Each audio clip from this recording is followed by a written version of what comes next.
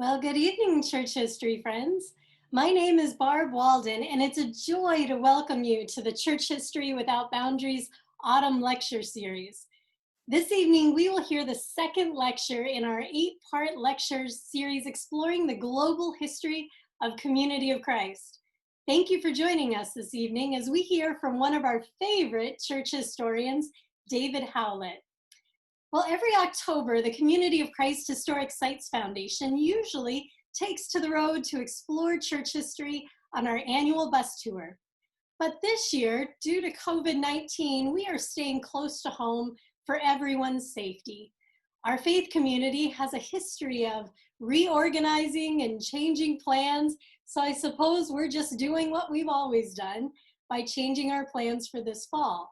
So this year, we are ditching the bus and instead choosing to travel the world through the pages of church history. Even better, a number of fantastic historians will be joining us in donating their time and knowledge to exploring Community of Christ's global roots with us every Thursday night until November 19th. It's going to be a great series, and I couldn't be more thrilled to see how many of you are joining us this evening. Thank you all for tuning in. Now that you're here with us, let me tell you what you can expect tonight. I'll wrap up my opening remarks around 7:05 Central Time. Our guest speaker will then begin his lecture, a presentation that will go a good 40 minutes in length. At the close of the lecture, around 7:45, we will open up the floor for questions from the audience.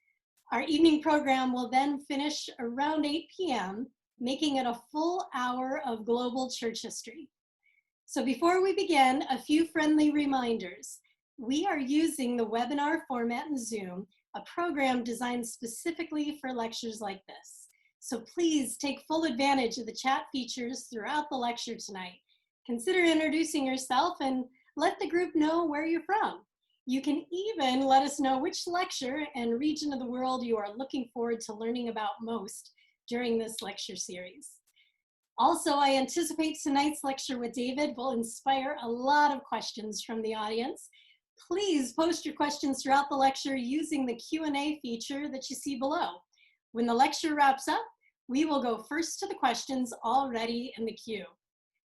Our lecture series is made possible not only because of your generous donations to the Historic Sites Foundation, but also because of our talented co-hosts, Peter Smith and Megan Reed. Peter is a board member for the Community of Christ Historic Sites Foundation and co-host to our annual Historic Sites bus tours. He has literally traveled the world sharing church history with hundreds of guests. And honestly, if you haven't traveled with Peter, you're really missing out on a great history experience. So be sure to put it on your 2021 calendar. Our second co-host tonight is Megan Reed. Oh, Megan is working on her master's degree at Louisville Presbyterian Theological Seminary. She's also serving as a student in the Alma Blair Internship Program, a young adult program at the Historic Sites that you all help generously support. Peter and Megan are the brains behind our online educational programs, and we wouldn't be here and we wouldn't be able to manage the lecture series without them. So thank you both.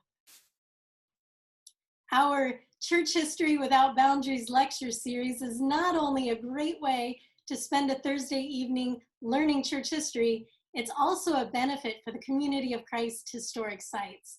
The sites are temporarily closed for public safety due to COVID-19, but the preservation and maintenance needs of the historic sites continues on. Your donations are especially critical as the loss of revenue from the site preservation fees and museum store sales this year is unprecedented.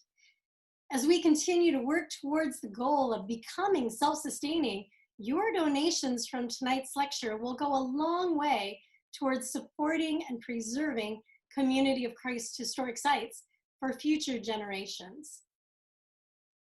For those who like to make an online donation, Megan has dropped the donations link in the chat box just now. You're also welcome to send a donation in the mail to the address found in the chat box.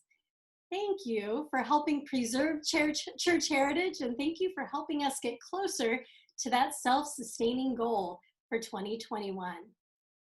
Now, the last important person that I want to introduce you to tonight is our guest speaker, Dr. David Howlett. He may look familiar from our time in the summer lecture series. He's certainly a fan favorite. David is the Mellon Visiting Assistant Professor of Religion at Smith College out in Northampton, Massachusetts. David has published a number of articles and books on church history.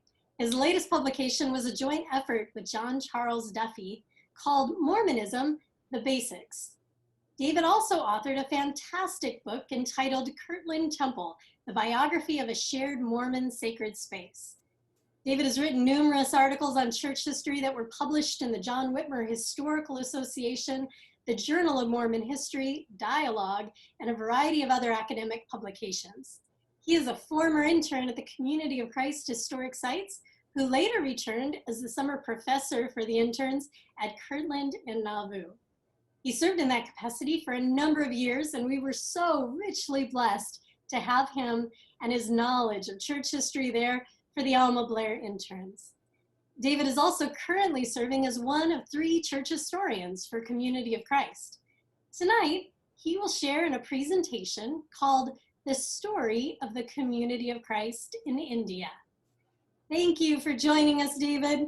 I'll hand the microphone over to you as we are all looking forward to hearing your thoughts on the history of the church in India. Thank you, Barb. So I'm going to share my screen with you.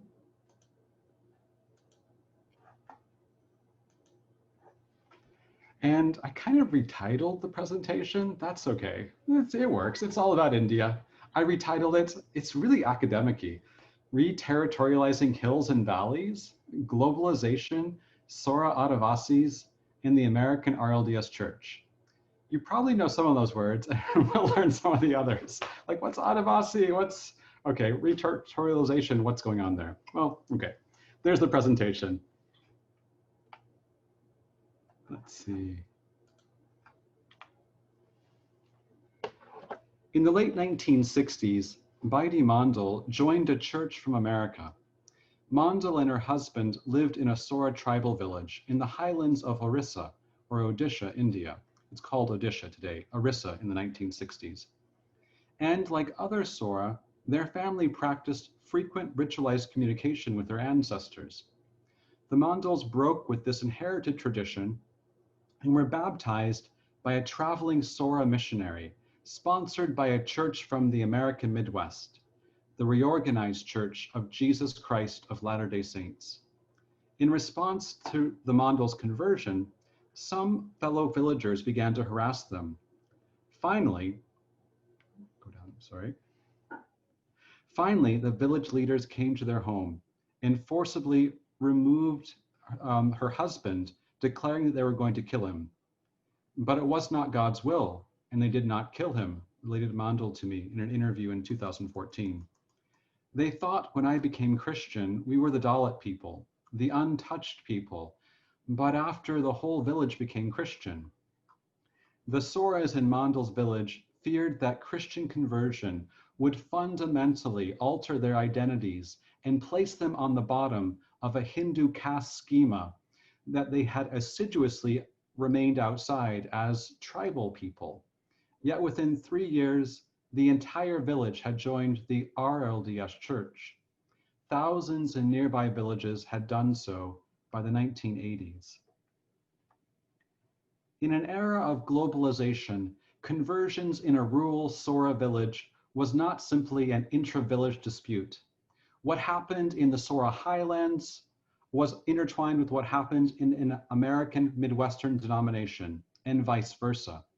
Framed in another way, what happened in the hills affected the plains, and the plains reshaped the hills. Thinking of the intra-SORA conversion controversy in this matter is a nod to James C. Scott's study of the interactions between hills and valleys in upland Asia. In a frequent talk, Why Civilizations Can't Climb Hills, and later expanded into a book in 2009, Scott theorized how hills and valleys in upland Asia had developed as cultural zones that mutually constituted the other, with the people of the hills creating a non-state space contrasted with the homogenizing state space of the valleys. The hills, he claimed, had largely disappeared with the advance of state-sponsored modernization after World War II. Yet, Scott, in an uncharacteristic way, was a bit too timid with his argument. Drawing upon oral history interviews that I conducted in India and the USA, as well as secondary and archival sources, this talk tonight shows how religious affiliations in the global 1970s re-territorialized the hills and valleys, or state and non-state spaces of upland Asia. So let me go to the next slide here. Living in the eastern Indian state of Odisha or Orissa and Andhra Pradesh, now it's actually just called Andhra and Telangana, but living in these three states today, the SORA are Adivasi. Adivasi is a word which translated literally means indigenous. The SORA are an Adivasi people, numbering approximately 300,000 today. The Langia SORA, a subdivision of the larger grouping of SORA-speaking peoples, mainly live in the hill country of the Eastern Ghats in southern Odisha. Here's a map to get you oriented what we're talking about. So a map of India, there's Odisha or Orissa, and there you begin seeing what we're talking about in the center. Where you see Gumiguda, that's basically what we're talking about, the Eastern Ghats. So SORA, the Langia SORA live in this region. In the 1940s, most of Langia SORA lived in relative isolation from the structures of the Indian nation state and occupied small villages of 80 to 600 people, where they cultivated rice in small terrace paddies or practiced shifting agriculture on the hillsides, swidden agriculture. The ancestors spoke to the SORA almost daily through SORA ritual specialists who channeled the spirits of the dead. These ancestors required sacrificial offerings to slake their hunger, or else they could be dangerous and affect the living with illness or death. The major transitions of life, and these extended beyond mortal death as ancestors then evolved into new forms, so ancestors of course live on. Those major transitions of life required sacrifices of chickens, pigs, or water buffalo. SORA villagers could go into deep debt for these life events, even intergenerational debt, relying on valley-dwelling Pano caste traders who financed major sacrificial offerings at high interest rates. A relationship of both mutual reliance and mutual contempt existed between the Pano caste traders and the SORA. By the mid-20th century, the Langia SORA increasingly navigated state-sponsored modernization efforts that brought government police stations, schools, and roads ever closer to them. And along with these developments, changes in the power of the state to reform, discipline, and punish their bodies. The SORA that became RLDS witnessed the first police station arrive in their region in 1950, followed by roads to some of their villages in the 1970s, and finally, electricity in select locations by 2007. Kurans, SORA ritual specialists, channeled the spirits of the dead and incorporated some of these social developments into their cosmology. Kurans, kind of like shamans basically, but that's the proper name, that's the SORA name. Kurans married high caste Hindu spirits in the spirit world who were said to be judges and police officers.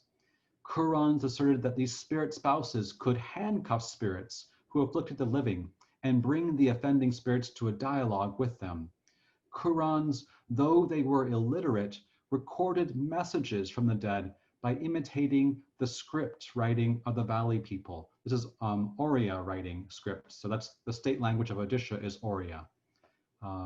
So literally the Kurans, the shamans, they would write down marks and they were imitating the writing script of people in the valleys. So with these adaptations, they allowed some SORAs to extend their traditional sacred canopies to envelop various forms of state-sponsored modernization. However, other SORA began fashioning an entirely new sacred canopy. Some SORA began to convert to Christianity. Oops. Sorry. Not working so well on the slide transitions. Here we go.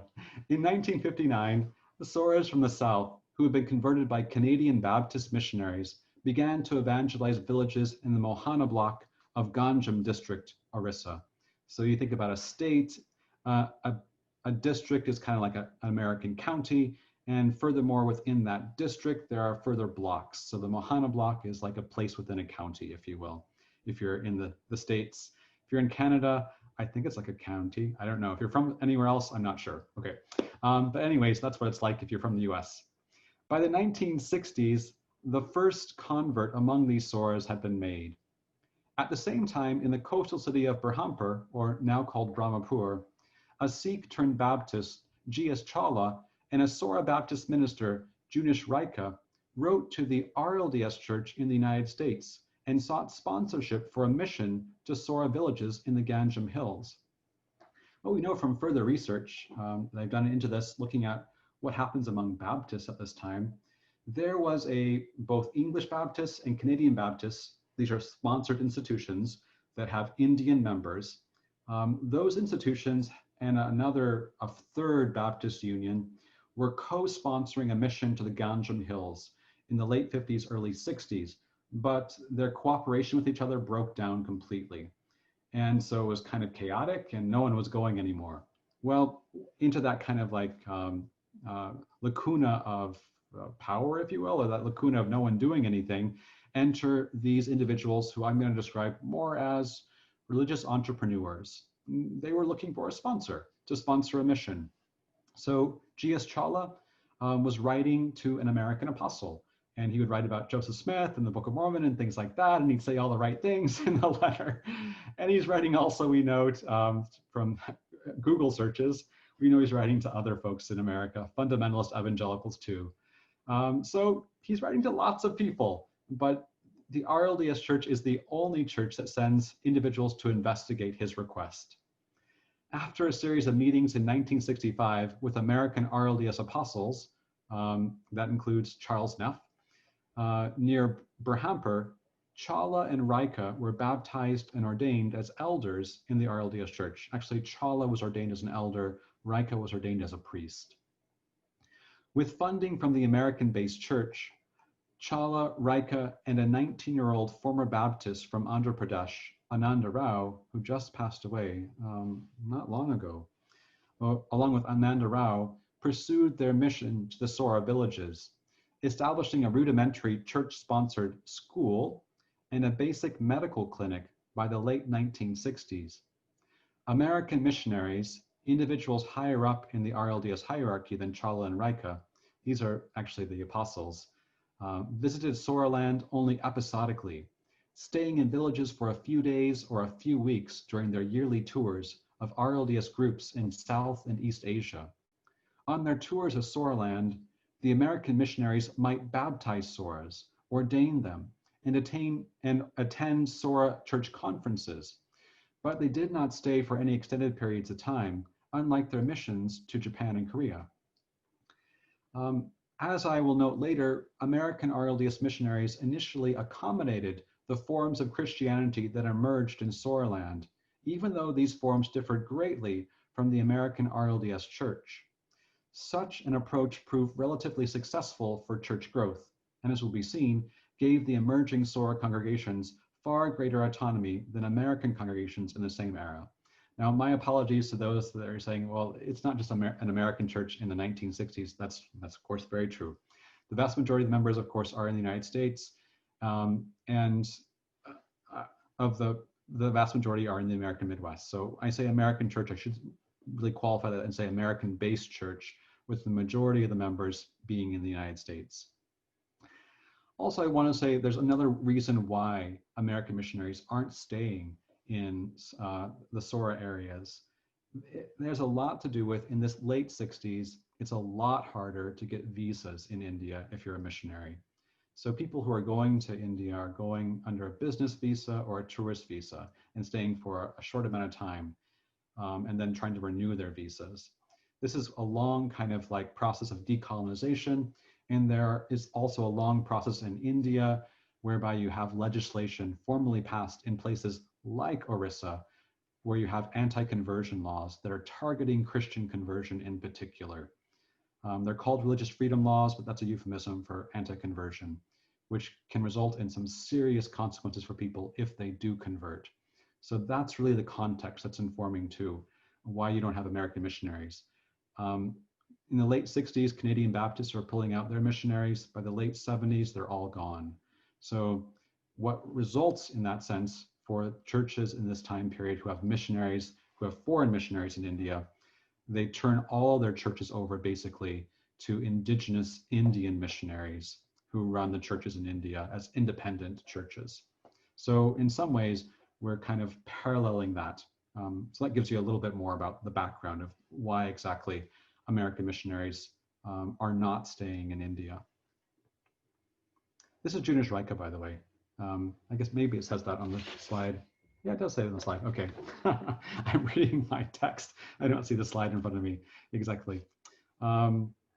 So by the 1970s, more than a dozen RLDS congregations had emerged in Ganjam district. SORA converts who joined these congregations radically reinvented their past. Before conversion, SORA had only vaguely identified as Hindu and kept most of the Hinduism of the valleys at a far distance from their localized religious practices. You might call their localized practices, well, you might call it animism, but it's really what I would call is SORA religion.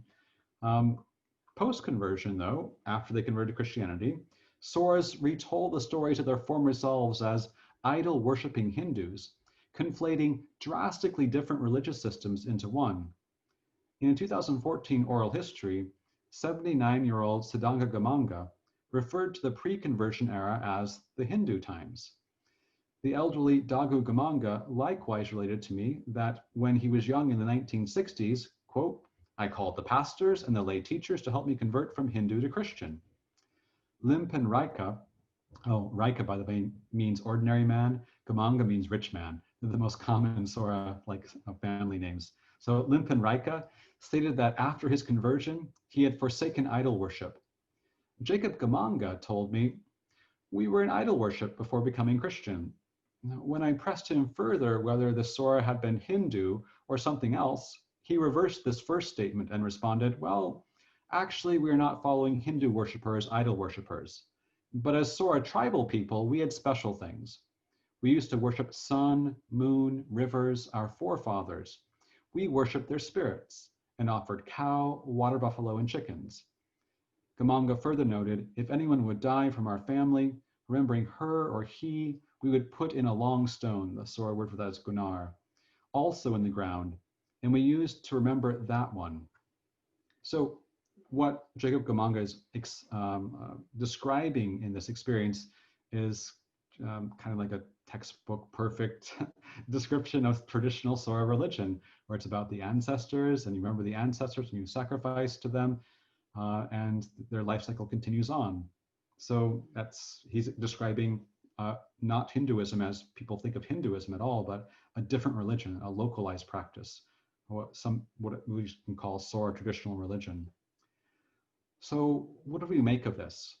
Like many forms of collective memory, Christian SORA collective memory created a more or less agreed upon narrative about the past that existed in tension with other narratives. In this case, there was a widespread narrative about an idol-worshipping Hindu past that uneasily fit with the stories that the oldest in SORA villages knew about their own lives during their youth, before conversion. With the reinvention of their past selves as idol-worshipping Hindus, Christian SORA asserted a sense of temporal separation between their present selves and past selves, a sense of boundary separation that had once primarily been articulated as geographical separation between the SORA hills and the Hindu valleys. This observation helps reframe what some scholars have noted as the propensity of modern evangelical and Pentecostal Christian converts to enact rituals of rupture, or formal acts that mark themselves off from their former identities. The SORAs that I quoted certainly spoke a language of rupture, and even enacted it in ritual form. For instance, when they were young, as SORA converts, they smashed pots that contained the spirits of their dead relatives, an act that signaled that they had become Christian. This is a picture of, in back there, you see G.S. Chawla with the glasses.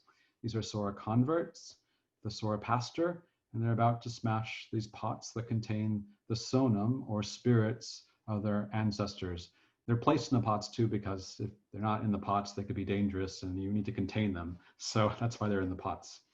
But by doing this, they're clearly signaling they're changing. And they're doing this in the sight of everyone in their village. If we place this against the background of the boundaries of hills and valleys, the language of SORA converts, though, this language of rupture, looks more like an extension of these dyadic geographical relationships to a new plane, that is, the hills and valleys, to a new plane of the temporal. Framed in Scott's terms, the rupture, the rupture of SORA conversion is a state effect, or given its force by comparison to the ever-present valley.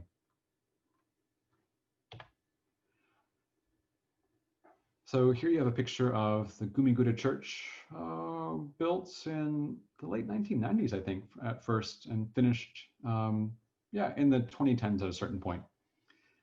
So let's think about SORA and resisting the American RLDS Church.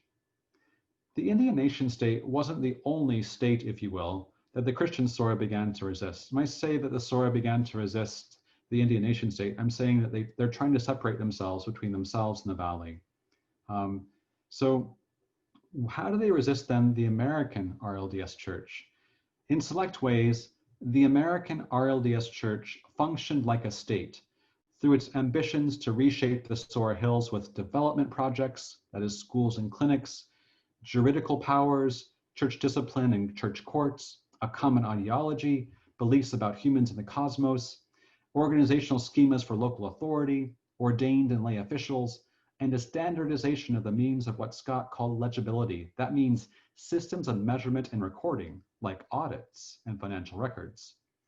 Like many state actors before it, the American-based RLDS Church found that the SORA Highlands were resistant to some of these changes, particularly changes to local authority structures and localized ideologies and theologies. For example, SORA RLDS assiduously maintained forms of church discipline, leadership, and organization that closely resembled the nearby SORA Baptist Association, an independent Baptist association composed of SORAs. That was basically, I'd say, 40 kilometers away and had about 100,000 members by the time we get to about 2000. Well, their offices and their leadership and their organization looks a lot like the SORA Baptist Association. This association was once sponsored by the Canadian Baptists. By 1992, new American RLDS administrators found the SORA priesthood system inadequate compared with the structure of the American priesthood system. Consequently, the highest SORA church leaders were ordained into RLDS offices like 70, evangelist patriarch, elder, priest, and deacon. But in practice, these offices had few functional analogs to the same offices in the American-based church.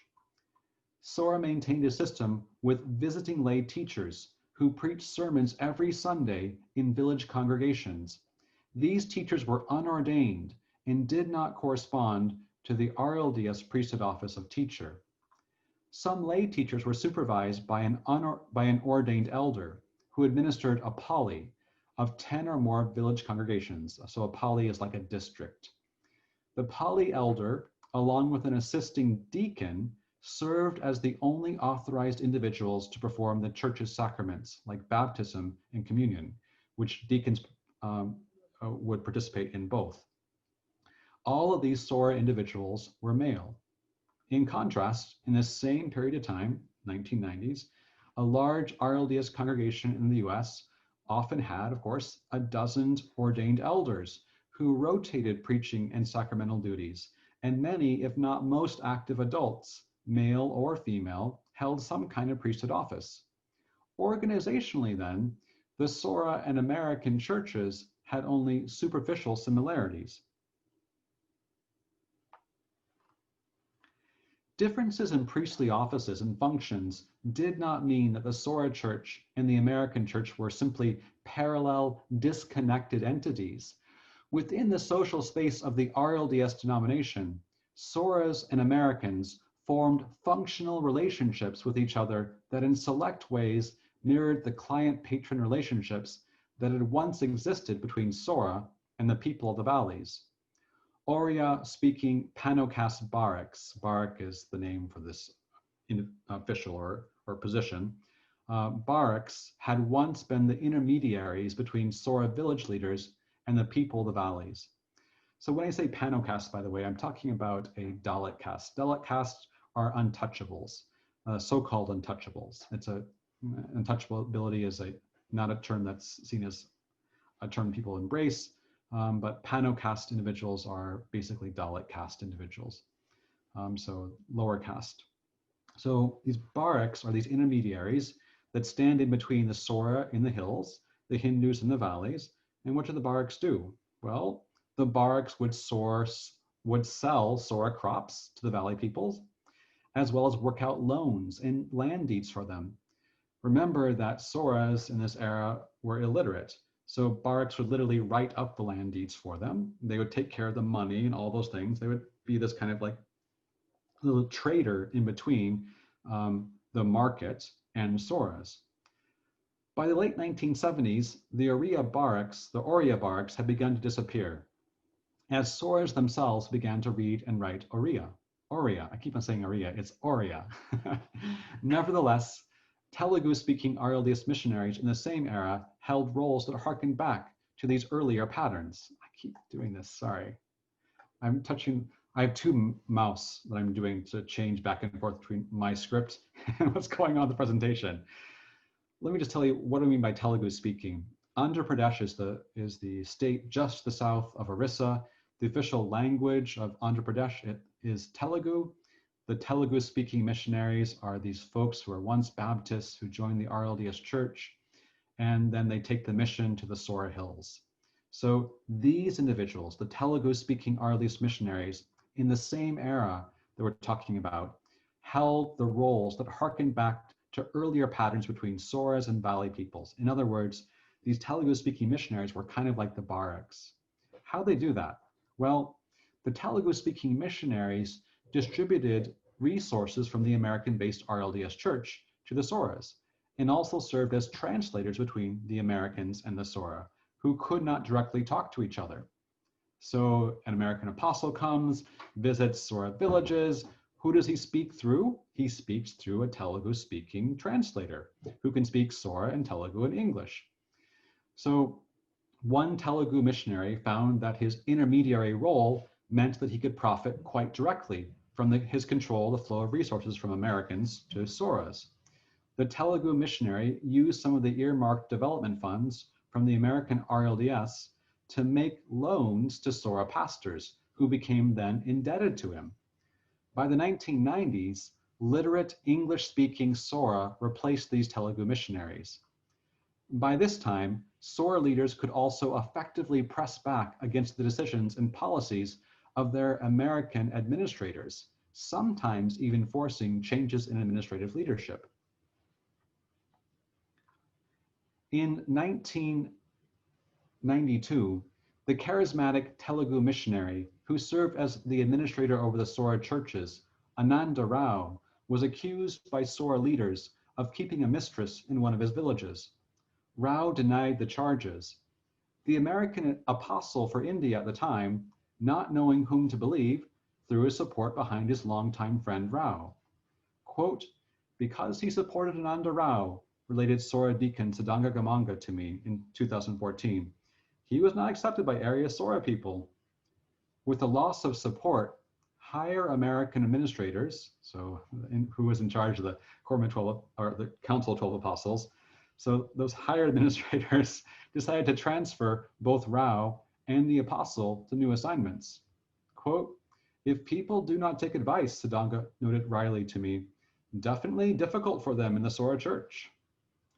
A 24-year-old SORA leader, Masya Raika, replaced Rao, making him the first SORA RLDS administrator over the region's churches.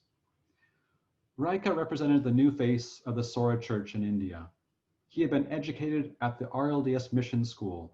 There was one established quite successfully starting in 1974 in Gumiguda. An earlier one had been established just a little bit earlier, but it didn't work out so well.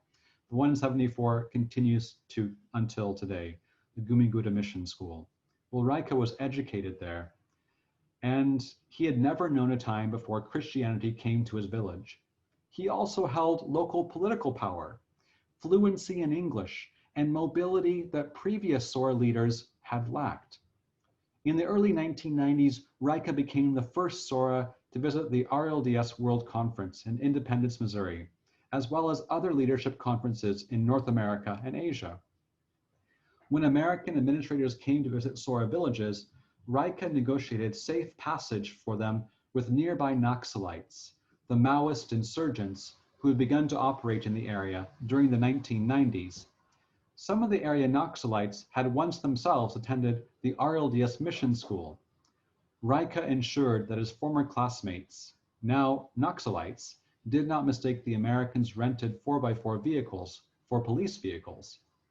In his position as leader of the RLDS Church in Soraland, Raika became a skilled intermediary and formidable political broker between the plains and the hills. At a polity level, Raika successfully pressured his American supervisors to approve new ecclesiastical units to separate SORA churches from nearby Kui or Kond or Kanda RLDS congregations that had begun to spring up in the Orissa Highlands in the 1980s. The Kui are another scheduled tribe. Scheduled tribe is a government recognized category, tribal people, scheduled tribe. And so the Kui are among them, which is so Kui is a language, people identify with it. Kanda is the tribe officially in terms of the Indian government. Well, they're beginning to have RLDS Kui or Kanda congregations in this time. What resulted was the East Orissa Mission, SORA, and the West Orissa Mission, Kui. Raika's lobbying for separate SORA and Kui churches ran contrary to the goals of his American administrative supervisors, who hoped the church would unite people beyond the lines of tribe and caste. Raika would clash with his American administrators on any number of other issues, including priesthood restructuring and same-sex marriage. These stories on those ends, at least, remain to be described elsewhere.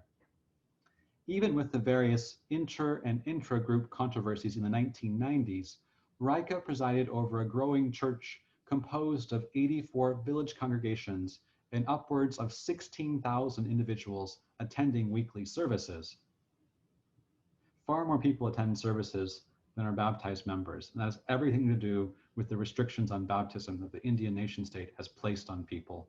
So church numbers for who is baptized and who is not are far, far lower than those who are attending actually in areas in SORA areas or in Kui areas. So what do we make of all this together? Well, from 1964 to 2000, the hills and valleys around Soraland were radically reshaped, but their topographical outlines still remained.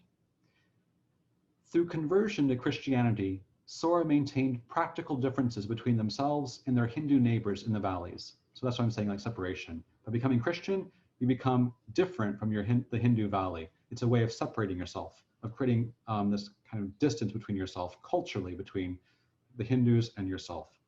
In their new ecclesiastical alliance with an American-based church, SORA Christians were able to partially disengage from their previous patron-client relationships with their valley neighbors. Christian SORA also created a space between themselves and traditional SORA, whom they had once been. The Christian SORA recast the traditional SORA as idol-worshipping Hindus, just like the valley people, conflating them all as one.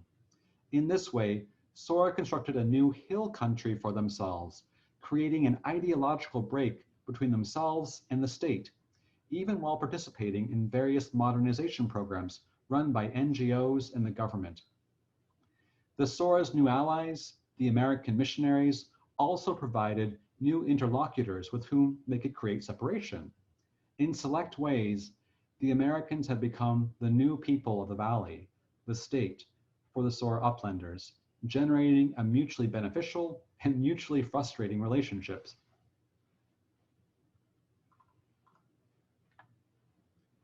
So the changes that I have noted among SORA Christians, SORA RLDS, could also be read as fitting into recognizable narratives about social change limited to India.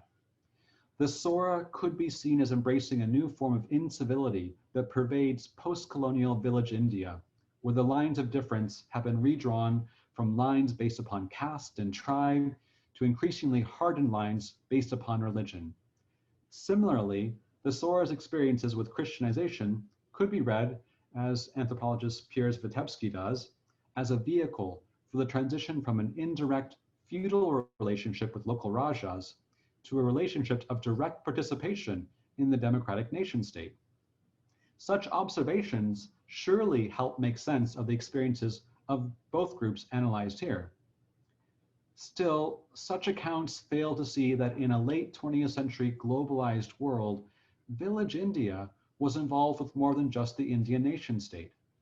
If viewed through James C. Scott's glasses, these interactions reveal an extension of a much longer story of hills and valleys, non-state and state spaces. Thus, RLDS conversions in the SORA Hills in relation to the American plains created a surprising afterlife for the hills and valleys of upland Asia, all within the space of a global Christian denomination. Thank you. Well, thank you, David. Thank you for sharing the story of the church in India. I should also mention to our listeners that much of what David has shared tonight is featured in his publication, A History of Community of Christ in India. So again, that's A History of Community of Christ in India. It's available right now at the Red Brick Store. So if you go to www.redbrickstore.com, you can pick up one of these books yourself. I believe it's only $8.95, which is quite a bargain. So while you're there, you may also want to pick up David Howlett's other history, the history of the church in the Philippines, and it's entitled Community of Christ in the Philippines, 50 Years of Ministry and Service. So each of your libraries need to have copies of these books. Thank you, David. Thank you so much for sharing with us tonight and for helping us gain a greater understanding of our church history in India. Also, thank you to Megan and Peter for helping co-host and for managing everything behind the scenes. And lastly, we share our thanks to you, our friends in the audience, for your love of Community of Christ history and for generously supporting the historic sites with your donations. Thank you for your support. Again, I encourage you to tune in next week as we explore the story behind Community of Christ in southeastern Nigeria with Dima Hurlbut. A highlight of next week will be seeing and hearing church members in Nigeria sing the old hymn, "The Spirit of God like a fire is burning," in Efik, the language spoken in Nigeria. Bunda Chibwe captured this video in 2016 at the Nigeria Mission Center Conference. And I had a sneak peek of the video earlier this week, and it is very, very cool. So be sure to register for next week's lecture, where you'll have a chance to see these two videos of people in Nigeria singing "The Spirit of God like a fire is burning" in their native language. Megan has already dropped a link to the Church History Without Lecture series in the chat box. Be sure to follow that link to register for next week's program. So until next time, take care, everyone. Keep reading your church history and have a blessed night. Thank you all.